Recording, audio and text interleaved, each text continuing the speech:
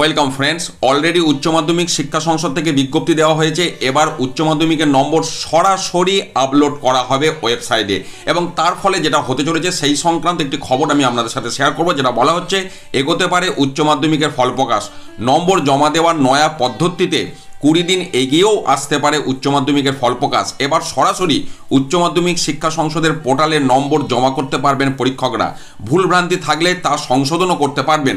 এর ফলে 20 দিন সময় বাঁচবে। আগে মার্কস ফয়েলের হার্ড কপির মাধ্যমে প্রধান পরীক্ষকদের কাছ থেকে সংসদের নম্বর পৌঁছতো, তারপর তা সার্ভারে তোলা হতো অপটিক্যাল কারেক্টর রিডার পদ্ধতিতে।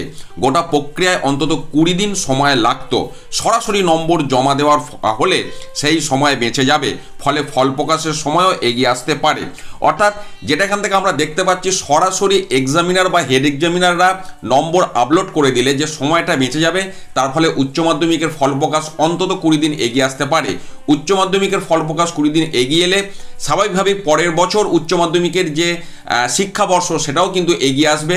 কাজেই একটা পরিবর্তন আসতে চলেছে, এমনটাই কিন্তু ইঙ্গিত মিলছে, যে খবর আমি আপনাদের সাথে শেয়ার করলাম। ভালো থাকুন, সুস্থ থাকুন, ধন্যবাদ।